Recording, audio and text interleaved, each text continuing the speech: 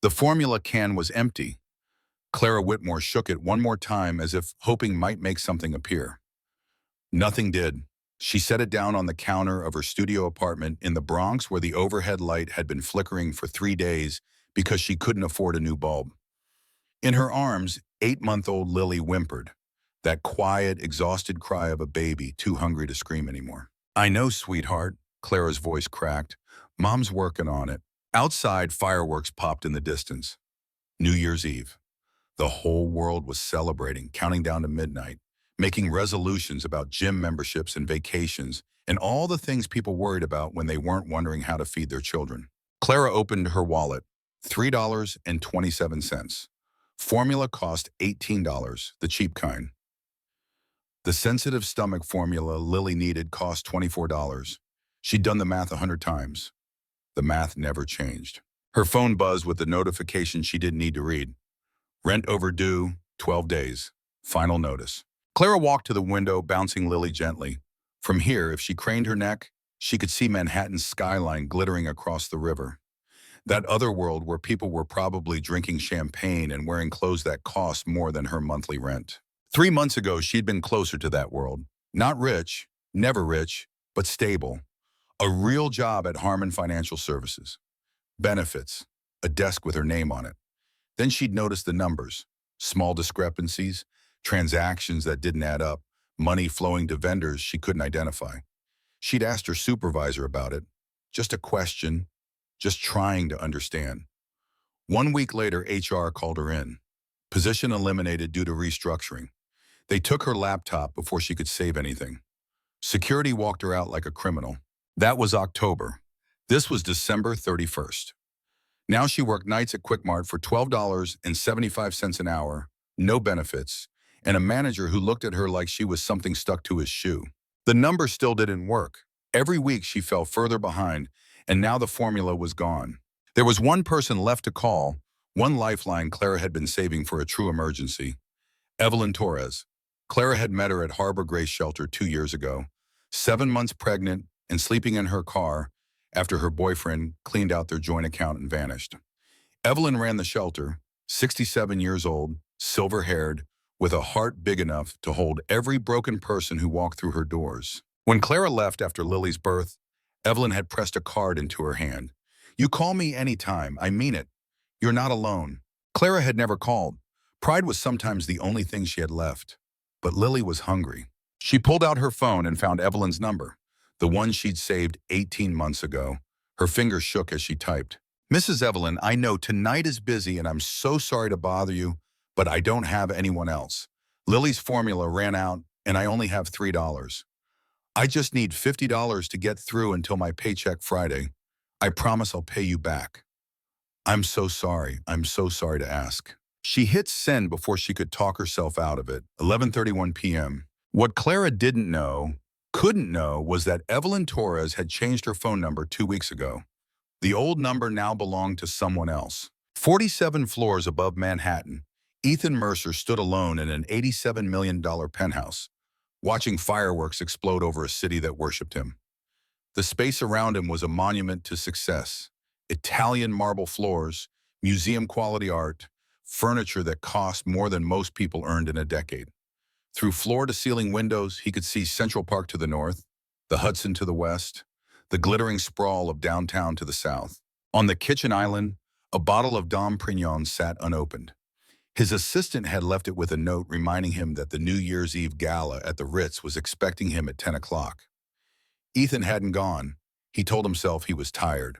Early meetings on January 2nd. He'd been to enough parties. The truth was simpler. He couldn't stand one more countdown, surrounded by people who wanted things from him. His money, his connections, his face on their charity boards. Nobody at that gala would see him. They'd see what he could give them. So he stayed home alone in $87 million worth of empty space. His phone buzzed. Unknown number. Probably another pitch, another scam. He almost swiped it away. Then the preview caught his eye. "Lily's formula ran out and I only have $3. Ethan opened the message. He read it twice, then a third time. This wasn't a scam. Scammers didn't apologize as much. Scammers asked for wire transfers and crypto, not $50. This was real. Someone had texted a wrong number, reaching out to a lifeline that wasn't there, asking for $50 to feed their baby on New Year's Eve. $50, the automatic tip he left on a bar tab without thinking. Something cold moved through Ethan's chest. 30 years ago, Queens, a one-room apartment above a laundromat. His mother working 3 jobs that still didn't cover rent and food and medicine for the cough she couldn't shake. He remembered being hungry, not the vague hunger of a late lunch, the deep cellular hunger of poverty that made you lightheaded and taught you to ignore the cramps because complaining didn't make food appear. He remembered his mother apologizing. "I'm sorry, baby. Mama's working on it." She died 2 weeks before Christmas. Pneumonia, the doctor said. But Ethan knew the truth. She died of poverty, of not being able to afford to take time off when she was sick, of not having insurance, of a system that chewed up people like her and spit out their bones. After that came foster care, group homes, years of surviving because no one was going to save him. He built Mercer Capital from nothing, made himself into someone the world couldn't ignore, accumulated more money than any human could spend in 100 lifetimes. But he'd never forgotten that apartment above the laundromat, never forgotten his mother apologizing for things that weren't her fault. Ethan picked up his phone and called the only person he trusted with tasks that required discretion. "Marcus, I need you to trace a phone number now." 12 minutes later, Ethan had everything. Clara Whitmore, 28 years old. Address, apartment 4F, 1847, Sedgwick Avenue, Riverdale. Single mother, 1 daughter, 8 months. Former accountant, Harmon Financial, terminated 3 months ago. Currently part-time cashier at Quickmart. The credit report made his chest tight. Maxed cards, medical debt from childbirth. She was paying $25 at a time. A car repossessed 2 months ago. Preliminary eviction paperwork filed 3 days ago. This woman was drowning. Ethan grabbed his coat. "Marcus, meet me at the garage. We're making a stop." They stopped at a 24-hour pharmacy on the way. Ethan walked the aisles himself, ignoring the cashier's stares. Formula, the expensive kind, 3 cans, diapers, baby food, infant Tylenol, a soft blanket with stars on it. Then groceries from a deli still open for the holiday rush. Real food, fresh fruit, good bread, things Clara Whitmore probably hadn't afforded in months. The building on Sedgwick Avenue was tired. Decades of deferred maintenance, landlords who squeezed every penny from tenants while giving nothing back. The hallway smelled like mildew. Half the lights were burned out. The elevator had an out-of-order sign that looked permanent. They climbed 4 flights of stairs. From inside apartment 4F, Ethan heard a thin sound, almost like a cat meowing, a baby crying, too tired to really cry anymore. He knocked. Footsteps inside, light, tentative. "Who is it?" A woman's voice, high with fear. "My name is Ethan Mercer. I received a text message meant for someone named Evelyn. A message asking for help." Silence. "I'm not here to hurt you. I brought the formula. Please open the door." Seconds ticked by. Then the deadbolt clicked. The door opened 3 inches, stopped by a chain lock. Through the gap, Ethan saw a face, young but tired, auburn hair in a messy ponytail, eyes red-rimmed. She was small, wearing an oversized sweater with a hole in the sleeve, holding a baby against her shoulder. The baby had her mother's auburn hair. Her cheeks were pale instead of pink, the sign of a child not eating enough. "You're Clara Whitmore. How do you—" "I traced the number. When I got your message, I traced it. I know that sounds—" He stopped. There was no way to make that sound not alarming. "You texted the wrong number. It came to me and I couldn't just ignore it." Clara stared at him through the gap. Her eyes moved over what she could see. The expensive coat, the watch, the security man behind him. "This is some kind of scam." "It's not a scam." Ethan held up the bags. "It's formula and food. No strings. You asked for $50 and I wanted to do more than send money." The baby whimpered. Clara's arms tightened automatically. "You came to the Bronx at midnight on New Year's Eve to bring formula to a stranger." "Yes." "Why?" Ethan looked at her, really looked, past the fear and exhaustion. "Because 30 years ago, my mother was in the same situation, and nobody came." Something cracked in Clara's face. "Your mother?" She was a single mother in Queens, worked 3 jobs that still weren't enough. "She died when I was 8 because she couldn't afford to see a doctor." Clara was silent. Her eyes flicked to her daughter, then back to him. "I grew up in foster care after that. Group homes, fighting for food. Ethan's voice was steady, but something underneath it wasn't. I swore that if I ever had the chance to help someone the way no one helped my mother, I would take it. The chain rattled. The door opened wider. Clara stood in the doorway of the saddest apartment Ethan had ever seen. A hot plate on a rickety table, a mattress on the floor, a crib from a garage sale, and the empty formula can on the counter like a monument to everything gone wrong. I'm Clara. This is Lily. Ethan Mercer. He stepped inside, setting down the bags. I believe someone is hungry. The clock hit midnight just as Lily started eating. Fireworks boomed somewhere outside, probably the wealthy neighborhood celebrating in style. The sound couldn't quite reach this apartment. Only a faint glow made it through the thin window. But Clara wasn't watching fireworks. She was watching her daughter drink for the first time in hours. Tiny hands grasping at the bottle, eyes slowly closing in contentment. There you go, sweetheart. There you go.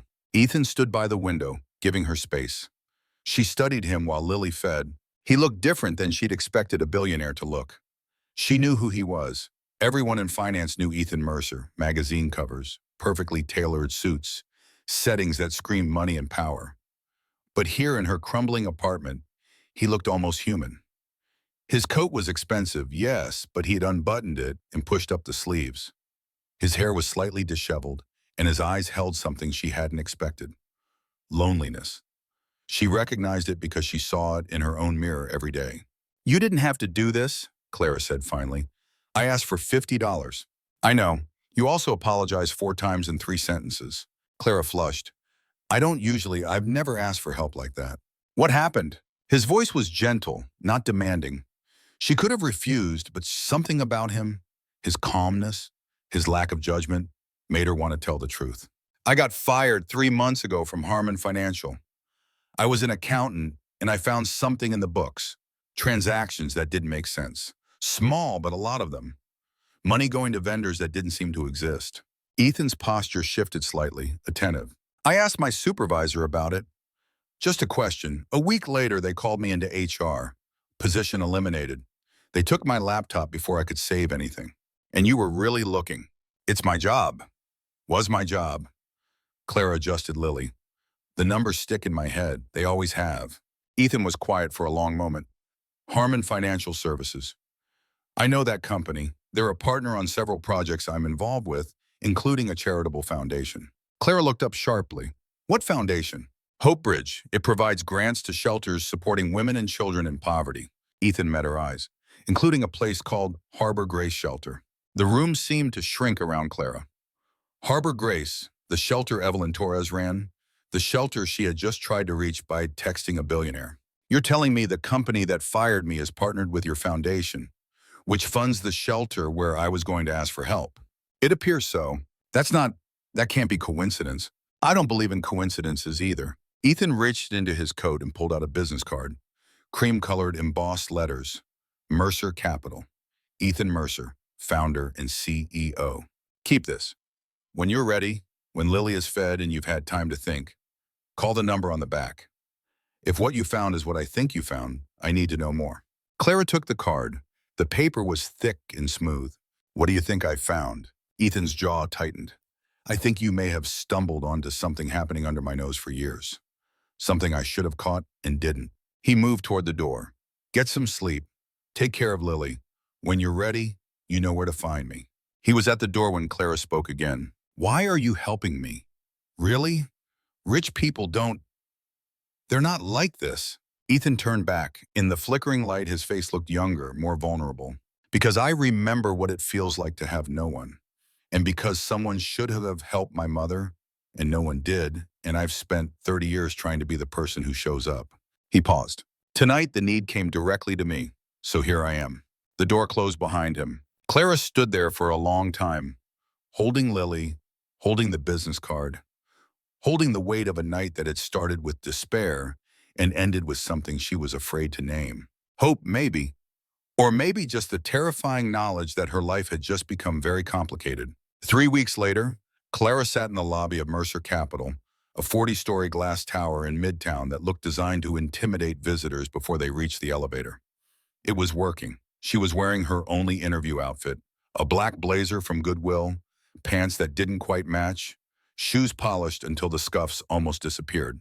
Lily was at daycare, the first time Clara could afford it since losing her job.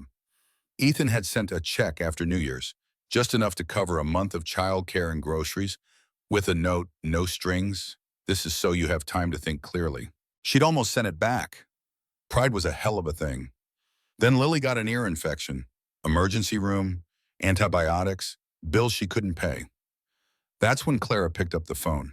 Now here she was, waiting to interview for a job she didn't understand, with a man who confused her in ways she couldn't name. Miss Whitmore, the receptionist gestured toward the elevators.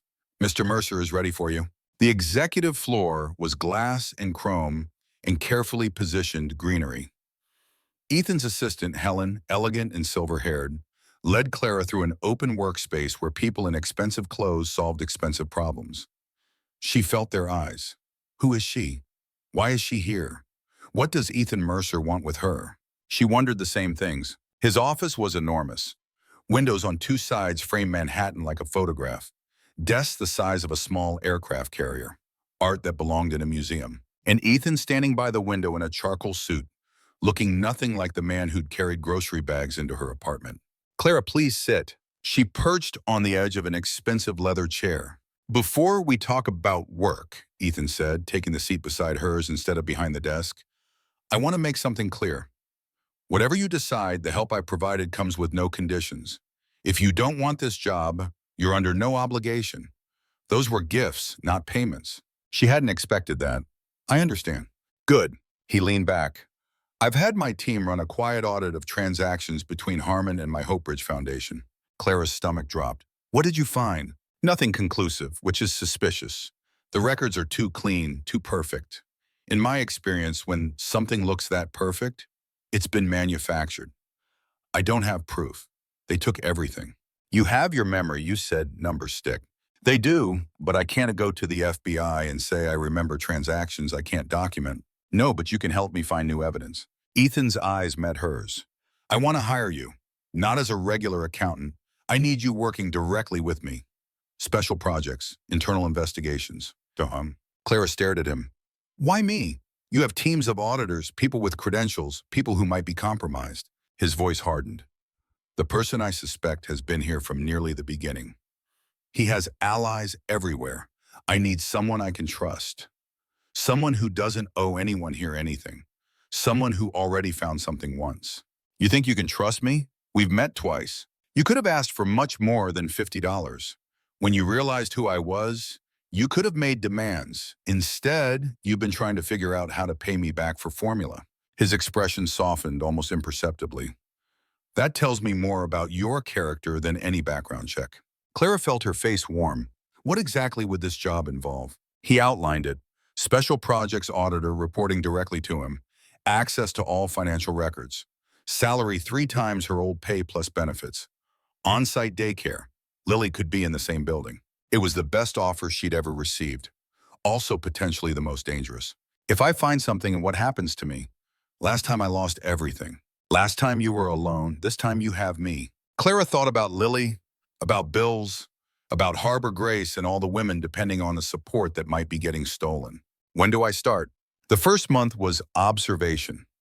Learning systems, workflows, rhythms.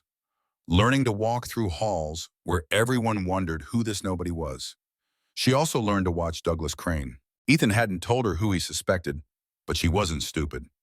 The CFO of Mercer Capital was 52, silver-haired and silver-tongued, with charisma that made people want to agree with him. He'd been Ethan's partner since nearly the beginning, one of the first investors, one of the architects of growth. He was also the person who signed off on all charitable disbursements. Miss Whitmore. Crane approached her in the break room one afternoon. His smile didn't reach his eyes. I don't believe we've been introduced. Douglas Crane. Mr. Crane, nice to meet you. Ethan tells me you're working on special projects. Very mysterious. The words were light, but something lurked underneath. What exactly are these special projects? Mr. Mercer has me well set up. Of course. Another smile. Well, if you need anything, my door is always open. He walked away. Clara texted Ethan. Crane introduced himself, asked about my work. Reply seconds later. We knew he'd notice. Be careful. Weeks turned into months. Clara settled into a routine. Daycare drop-off at 7:30, work until 6, dinner and bath time and sleep. And somewhere between spreadsheets, she started to know Ethan Mercer. It began with late nights. Clara often stayed past 6 chasing threads in the data. Ethan kept late hours too, not because he had to, but because he seemed to have nowhere else to be. They'd end up talking about work at first, then about other things. "Tell me about your mother," Clara asked one night when the office was empty and the city glittered outside. Ethan went still, that thing he did deciding how much to expose. "Margaret, Maggie to everyone who knew her. She came from Haiti at 19. No money, barely any English, but this belief that things could be better, that if she worked hard enough, she could build a life." "Did she?" "She tried, 3 jobs.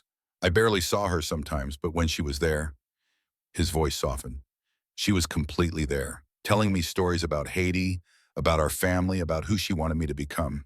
Clara thought of her own mother, double shifts at the factory, hands cracked and raw, still finding energy to help with homework. How did she die? Pneumonia. Started as a cold she couldn't take time off for. By the time she went to a clinic, it was too far gone. "I'm sorry. It was 30 years ago. Grief doesn't expire." Clara knew this. What happened after? Foster care, group homes, learning to survive? Ethan's jaw tightened. "I learned that asking for help marks you as a target. The only person who saves you is yourself. And you did. I built something." He looked at her. "Whether that's the same as saving, sometimes I wonder. All this money, all this power, and I still feel like that 8-year-old waiting for someone to come back for him." Clara reached out and touched his hand, the first physical contact since that first night. Ethan looked down at her hand on his. He didn't pull away. "You came for me," Clara said quietly. "That night you didn't have to. You needed help. So did you." The words felt true. You were alone in that penthouse with an unopened champagne bottle, and you drove to the Bronx because a stranger's text made you feel less alone. Something caught in his breath, a small loss of composure. "Maybe," he admitted. They sat in silence, her hand on his, watching the city lights. Something was shifting between them. Something dangerous and inevitable. One night, Lily got sick. Clara had to leave early. Ethan didn't just let her go. He drove her home, bought medicine, stayed until Lily's fever broke. "You don't have to do this," Clara said, voice tired but warm. "I know, but I want to." That was the first time Clara let herself think that maybe Ethan wasn't just her employer. By March, Clara had found the pattern. It was elegant. Whoever designed the theft had skill. Small amounts, never enough to trigger flags, distributed across dozens of vendors, many legitimate until you trace the money. Shell companies in multiple jurisdictions until the trail went cold. But Clara's memory didn't let trails go cold. She remembered the vendors from Harmon. She found the same names or suspiciously similar ones in Hope Bridge's records. Someone had been stealing from the foundation for years. Millions that should have gone to shelters, to children's programs, to people like her, diverted into accounts she was slowly tracing back to their source. And all the authorizations led to Douglas Crane. She presented her findings to Ethan after hours. "This is Crane." She spread printouts across his desk. "The shell companies trace back to entities he controls. The timing correlates with his travel schedule, and these transactions are identical to what I saw at Harmon." Ethan studied the documents. His face was unreadable, but she saw the tension in his shoulders. "How long?" "At least 5 years, possibly longer." "How much?" Clara had done the math, between 12 and 15 million. Ethan set the papers down carefully. "Douglas Crane. I trusted him with everything. He was there when I was nothing. Just a kid with an idea and no backing. He believed in me before anyone else. I'm sorry." "Don't be. You did your job." He looked up. "We need more. Crane has lawyers. We need a witness who can connect the dots." "I might know someone." Clara had been preparing. "When I worked at Harmon, there was a manager, Tommy Rice. He tried to warn me. I think he knew, but he was too scared." "Find him, carefully." The office door opened without warning. Douglas Crane stood in the doorway, silver hair perfect, suit impeccable, smile fixed. "Working late? I saw the light on." Clara's heart spiked, but she forced calm. The documents faced Ethan. Crane couldn't see details, just quarterly reports. Ethan said smoothly, "Clara has a talent for finding inconsistencies." "Does she now?" Crane's eyes moved to Clara. I've been meaning to chat with you, Miss Whitmore. Perhaps you could spare time tomorrow. Of course, let Helen know. Crane nodded, smile never wavering. Don't stay too late, you two.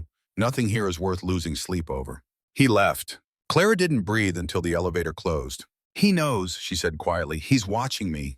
Then we moved faster. A week later, Crane cornered Clara alone in her office. Miss Whitmore, I hear you're working very hard. Clara kept her voice steady. That's my job. Crane smiled, not reaching his eyes. I'll be direct. You have a young daughter. You just got stability. Don't let curiosity destroy that. Clara's blood went cold. Some questions, Crane continued. Once asked can't be taken back. Think carefully about which ones you want to ask. He left. That night, Clara told Ethan about the meeting. Ethan's jaw tightened with fury, not at Clara, at Crane's audacity. He just exposed himself. If he were innocent, he wouldn't threaten you. They moved the plan forward. Ethan scheduled an internal meeting, a trap to force Crane's hand. The night before the meeting, Ethan came to Clara's apartment. Lily was asleep. I need you to know, if this goes wrong, people will want to hurt you. I can protect you, but you have to want that. Clara looked at him. Why do you care about me so much? I'm just an employee. Ethan was silent, then, voice lower. You're not just an employee. You're the first person after a very long time who made me want to protect someone. They didn't say anything else, but the distance between them had changed. The meeting happened in Ethan's conference room. Floor-to-ceiling windows, furniture worth more than Clara's lifetime earnings. Present, Ethan, Clara, Douglas Crane, and Maggie Chen, Mercer Capital's chief legal officer, silver-haired and calm. Clara presented her findings 20 minutes, methodical. Transaction flows, shell companies, signatures tracing to one source. Crane's smile disappeared. This is absurd. Circumstantial patterns with innocent explanations. The patterns aren't circumstantial, Clara replied. The shell companies trace back to entities you control.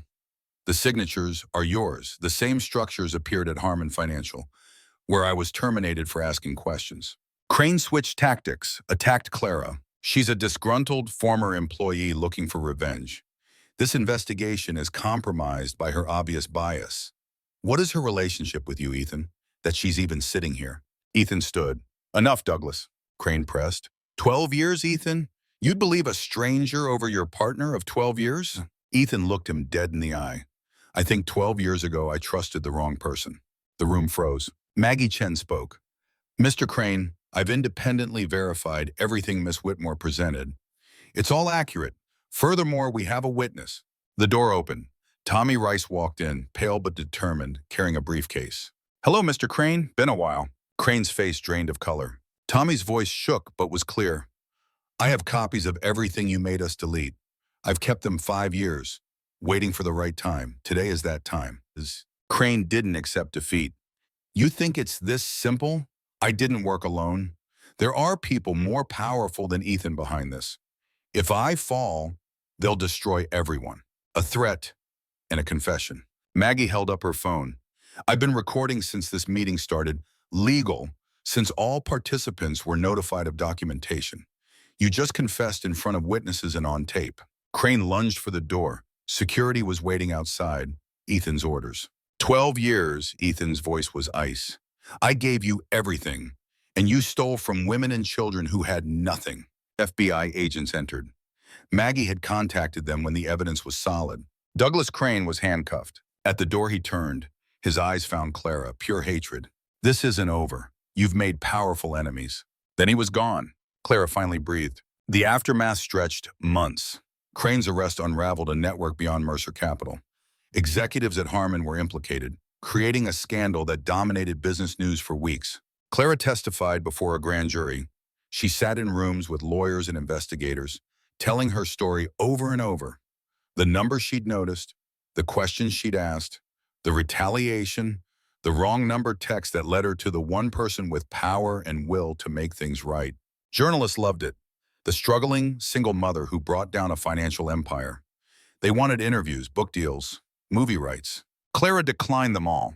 I want you to run the foundation. 6 weeks after Crane's arrest, the Hope Bridge Foundation needed new leadership. Clara stared at Ethan. I don't have an MBA. You have something better. Integrity.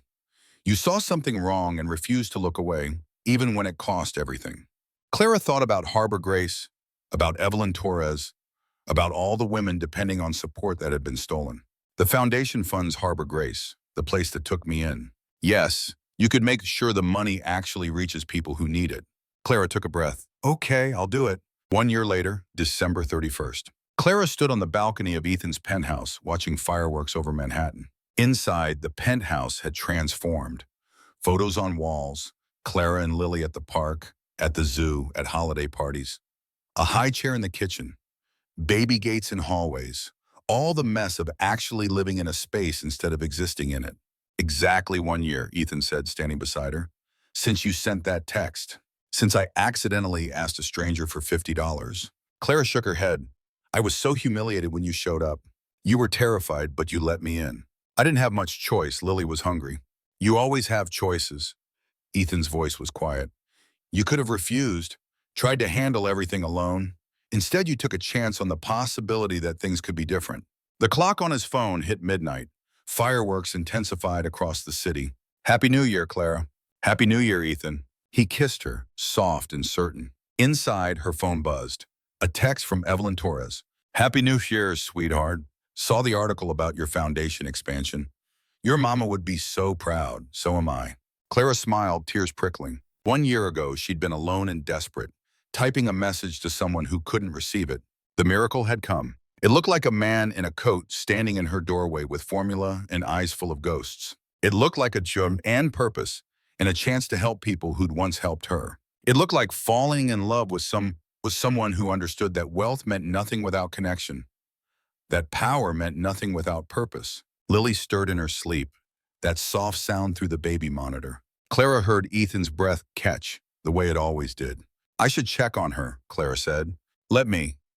Ethan released her hand. I've got it. She watched him go, the billionaire who'd never had a family, walking toward the nursery where a child who wasn't his by blood had somehow become his in every way that mattered. Her phone buzzed again. Evelyn, P.S. Thank you for the new funding. The shelter is going to help so many more people. You've done good, Clara. Clara typed back. Thank you, Mrs. Evelyn. I had a lot of help. Behind her, Ethan's voice came soft through the monitor. Hey, little one. It's okay. I'm here. Clara smiled and stepped inside. The new year was already beginning. And so, a wrong number became the right destiny. Sometimes miracles don't come from heaven. They come from strangers who choose to care. In the quiet miracle of Clara Whitmore's desperate midnight text and Ethan Mercer's unexpected arrival, we discover one of life's most profound truths. Sometimes the smallest act of reaching out, in vulnerability and fear, in the dark of a sleepless night, can invite the kind of grace that changes everything. Clara, a single mother drowning in poverty and pride, sent $50 to the wrong number, never imagining that a billionaire haunted by his own mother's unanswered cries would show up at her door with formula, groceries, and the one thing she needed most, someone who saw her pain and chose not to look away. Their story reminds us that miracles rarely arrive with fanfare. They come disguised as wrong numbers, late-night knocks, and strangers willing to carry our burdens for a moment. It teaches us that true wealth isn't measured in bank accounts, but in the courage to care, to show up, and to let someone else's struggle become our shared purpose. No one is too broken, too small, or too far gone to be worth saving, or to be the one who saves. Which part of Clara and Ethan's journey touched your heart the most? Share your own story of unexpected kindness in the comments below. Your words might light someone's weight tonight. If this moved you, please hit that like button, subscribe for more heartfelt tales of hope and humanity, and turn on notifications so you never miss the next one. Thank you for being here. Let's keep believing in second chances together.